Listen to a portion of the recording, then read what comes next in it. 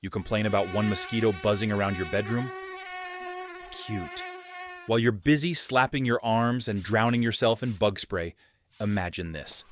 Entire Native American families lying beneath open skies, silent and still, while the air itself vibrated with the hum of wings. No tents, no nets, no citronella candles or bug zappers, just skin, stars, and the endless buzz of tiny vampires searching for blood. Across the continent, mosquitoes ruled the night. In some regions, swarms grew so dense that horses struggled to breathe, dogs hid in smoke, and humans wrapped their faces in furs just to survive the night. Early explorers couldn't believe what they saw. French trappers wrote of black clouds that moved with life. A few unlucky travelers even gave up sleeping altogether during the summer months, preferring exhaustion to torture. For Native Americans, this wasn't an occasional inconvenience. It was a permanent feature of existence. They endured the same swarms without panic, without chemicals, and without walls. They adapted. Sleep was never a luxury, it was survival. The day demanded strength, hunting, paddling canoes for miles against strong currents, farming or traveling. Without rest, exhaustion could mean death. So every evening, as the light faded and the mosquitoes rose from the marshes, families prepared for battle. The first and most common method was smoke. Smoke acted as a natural barrier that mosquitoes couldn't tolerate. Instead of bright, hot fires used for cooking or warmth, tribes created low-burning, smoky fires. The Ojibwe called them smudges. These fires produced thick clouds that filled the air and drove mosquitoes away. The secret was not flame, but smoke density. They burned damp leaves, moss, or half-green sticks.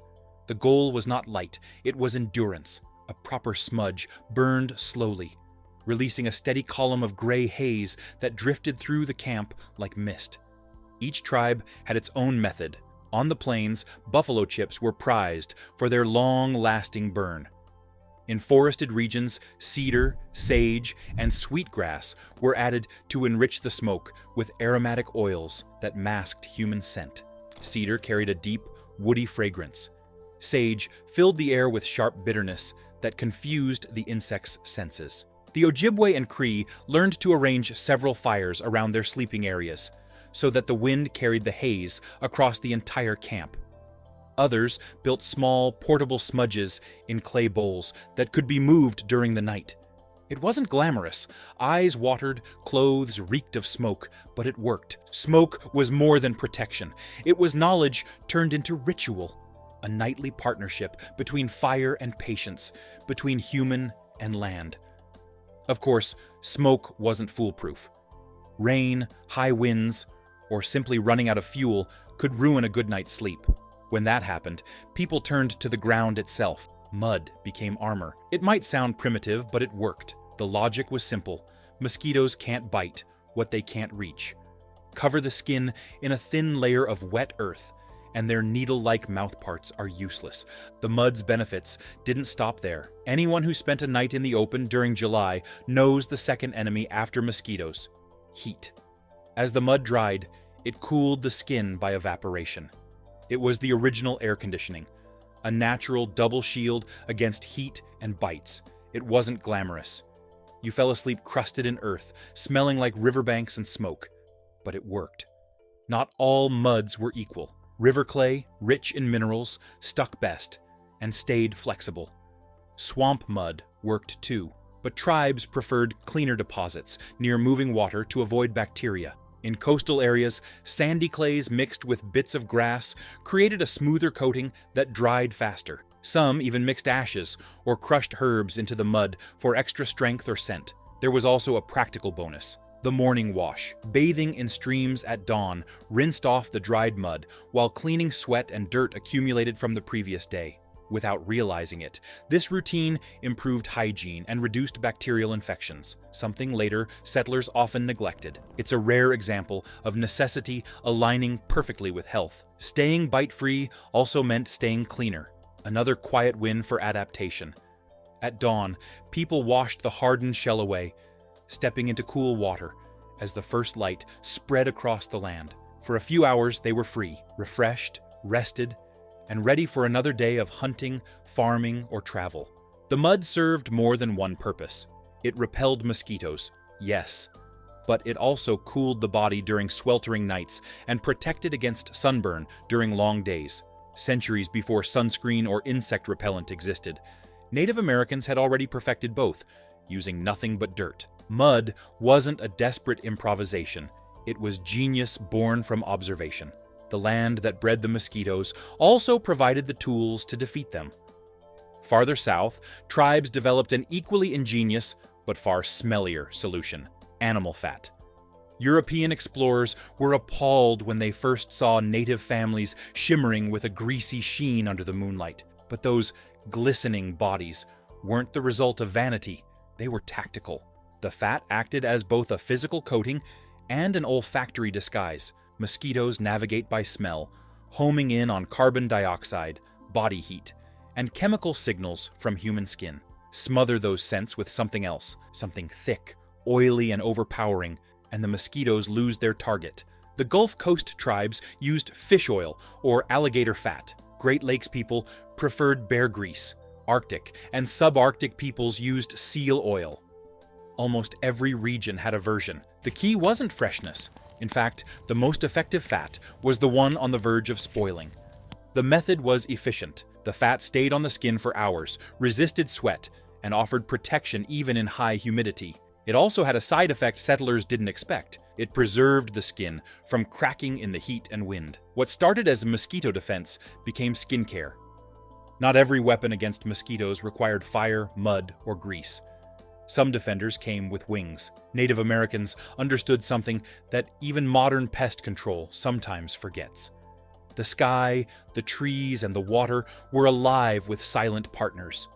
Predators that hunted the insects before they ever reached a sleeping camp. Instead of waging war against the entire insect kingdom, many tribes quietly worked with it. Dragonflies were the day shift. They darted through the air above lakes, rivers, and meadows, each capable of devouring hundreds of mosquitoes a day. Tribes along the Great Lakes and in the Midwest called them mosquito hawks and treated them as allies. During summer, elders taught children not to swat at dragonflies, but to welcome them. The more of them buzzing overhead, the fewer mosquitoes would bite that night. Some tribes even went further, planting flowering herbs and wild grasses near their camps. Those plants didn't repel mosquitoes directly, they attracted dragonflies. The small patches of vegetation became ecological bait stations, feeding and housing the predators that did the real mosquito control. When night fell, a different squadron took over. Bats. Many tribal groups knew that bats emerged precisely when mosquito activity peaked, right after dusk. Their appearance wasn't random. Bats hunt using echolocation, and mosquitoes, flying in dense swarms, became easy prey. A single brown bat can eat over 1,000 mosquitoes per hour. Multiply that by dozens of bats nesting nearby, and you've got an airborne shield. Native communities protected bat roosts instead of disturbing them. Some camps even positioned their sleeping areas near old trees or cliffs known for bat colonies. What sounded terrifying to European settlers, sleeping beneath hundreds of squeaking bats, was, to those who understood, a brilliant security plan. And while bats handled the darkness, birds claimed the daylight. Purple martins, swallows, and nightjars filled the sky in summer, chasing insects with tireless rhythm. Many tribes considered them good omens, protectors. So tribes made sure their feathered allies had space to live and breed. The genius of it all was invisible harmony. While settlers later tried to drain swamps or burn brush to eliminate mosquitoes, Native Americans preserved the wetlands that nurtured dragonflies and the trees that sheltered bats. They understood that the more the world stayed whole, the fewer the insects became. The land itself worked alongside them, each species performing its role without command. They didn't need to exterminate mosquitoes. They simply let nature do what it had done for millennia. While the animals took care of the sky, the plants took care of the ground. Tribal knowledge of botany was deep, and mosquito control was part of it. Native Americans didn't just pick herbs because they smelled good. They picked them because they worked. Sweetgrass was one of the most sacred and useful. Found across northern and central regions, its clean, honey-like aroma despised mosquitoes. When burned in slow curls, its scent floated gently through the camp, keeping the air fragrant and the insects distant. Sage offered another layer of defense. The Lakota and Cheyenne called it sacred because it purified both the body and the space. Plains tribes rubbed dried sage directly on their arms and faces, leaving behind a thin coating of oils that altered their scent. Inhaling its aroma calmed the nerves. Wearing it frustrated the bugs. Burned in small bundles, it filled the air with a dry herbal haze that mixed beautifully with the smell of cedar and smoke. Cedar, meanwhile, served triple duty: construction material, spiritual symbol, and insect barrier. The needles and bark contained oils with strong terpenes like cedrol and thujopsine, which mosquitoes found unbearable. Families lined their beds with cedar boughs or placed strips of bark under sleeping mats. The scent might cling to your hair for days, but you wouldn't wake up itching. Each region used what grew nearby. Along the Gulf Coast, people burned seagrasses and mangrove bark. In the Pacific Northwest, tribes favored fir needles, spruce resin, and crushed wild mint. Desert peoples used dry sagebrush, while the Great Lakes boiled wild bergamot, yarrow, and cattail roots to make a cooling mosquito tea. Once cooled, the liquid was splashed across exposed skin. It didn't sting, didn't burn, and left a clean, plant-based scent. This wasn't superstition or luck. Generations of trial and observation turned plants into medicine. Long before modern science named their chemical compounds, Native Americans already knew which leaves held protection and which did nothing. What's remarkable is how refined their knowledge became. Many tribes also experimented with specific plants to strengthen their smokes. Cedar bark was prized for its thick, resinous fumes. Sweetgrass added a gentle fragrance while confusing mosquitoes' tracking systems. Sage, both prairie and white varieties, became a favorite across the West. Its oils released aromatic compounds that irritated mosquito nerves. In modern chemistry, these compounds are proven repellents. It was a win-win. The same plants used for ritual purification or spiritual ceremony doubled as protection against insects, cleansing the soul and clearing the air, literally. Of course, sometimes even the best smoke, mud, or herbs couldn't keep every mosquito away. The difference between a miserable night and a peaceful one often came down to something simpler: where and how you slept. Native Americans were masters at using terrain to their advantage. They knew that mosquitoes breed and fly close to standing water, and that their flight range is limited. Most can't climb more than a few dozen feet in still air. The solution was simple: rise above them. In the woodlands of the Northeast, families built raised sleeping platforms out of logs and woven reeds, lifting their beds several feet off the damp earth. On the plains, where trees were scarce, hides were stretched across wooden frames or packed grass mounds. The elevation didn't just reduce bites, it also kept the body dry and allowed cooler airflow. Wind was another weapon. Mosquitoes are weak flyers. In windy areas, tribes intentionally placed camps where night breezes swept across open ground. Sleeping with your face toward the wind might sound uncomfortable, but it created a natural shield of moving air that mosquitoes couldn't penetrate. When winds were calm, timing became the next defense. Every tribe knew that mosquitoes were most active at dusk and dawn, so some adjusted their sleep schedules. Families stayed up later, tending fires or crafting tools until the worst of the buzzing passed. Others woke before sunrise, resting during the midday lull, when heat and dryness thinned the swarms. Clothing helped, too. Traditional sleepwear wasn't the loose comfort of modern pajamas. It was armor. Long sleeves, wrapped leggings, and even leather coverings sealed the skin. Buffalo robes, bear hides, and tightly woven blankets made from reeds or bark fiber were tucked carefully around wrists and ankles. Every uncovered inch mattered. And for those who lived in teepees or bark houses, airflow itself was part of the design. Many structures allowed smoke from fires to drift upward and exit through openings, but that same draft carried mosquitoes out. Teepees, with their vented tops, worked like natural chimneys, drawing bugs toward the smoke and away from sleeping bodies.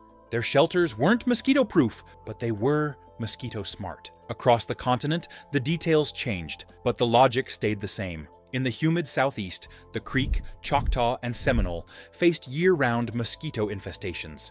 They fought back with smoldering fires made from palmetto leaves and cypress bark, paired with heavy oil coatings from fish and reptiles. In the Great Lakes region, the Anishinaabe relied on sweetgrass braids, smudge pots, and cedar bedding during the wild rice harvests. Out on the Great Plains, the Lakota and Dakota had fewer mosquitoes overall, but faced concentrated summer outbreaks around rivers and buffalo wallows.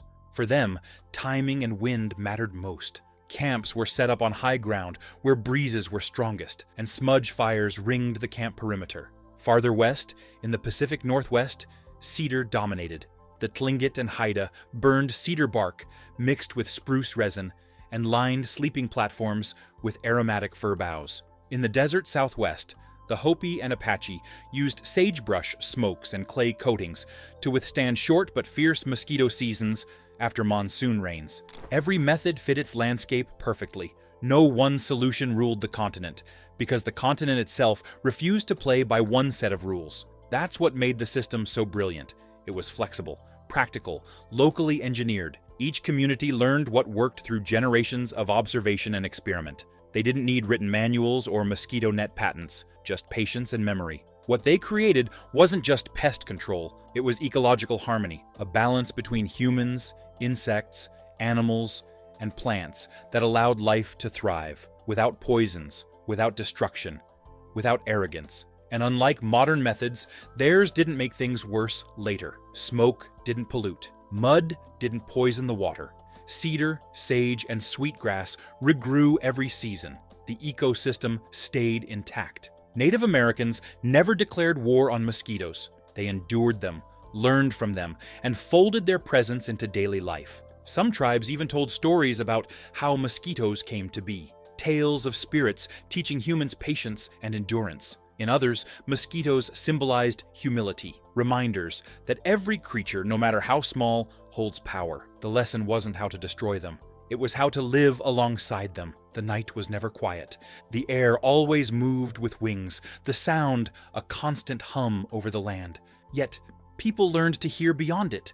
The crackle of fire, the sigh of wind through trees, the breathing of sleeping children. That chorus of nature, mosquitoes included, became the rhythm of life itself. The act of preparing for sleep, coating skin in mud, feeding a smudge fire, hanging bundles of sage, was not just practicality, it was ritual. It reflected a worldview in which humans were not separate from nature, but one part of its endless pattern. To us, mosquitoes mean discomfort, interruption, irritation. To them, they were a seasonal challenge, something to anticipate and adapt to with patience, a test of endurance and composure.